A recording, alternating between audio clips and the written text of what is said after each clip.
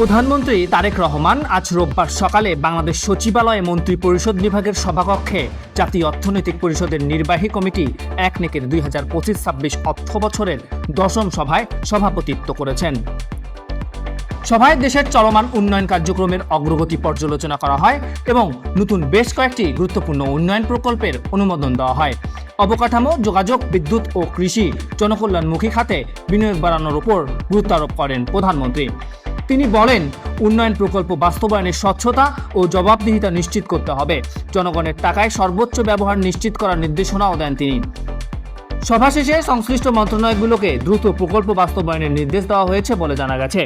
দেশের টেকসই উন্নয়ন ও অর্থনৈতিক প্রবৃদ্ধি ধরে রাখতে একনেক সভায় এই সিদ্ধান্তগুলো গুরুত্বপূর্ণ ভূমিকা রাখবে বলে মনে করছেন সংশ্লিষ্টরা।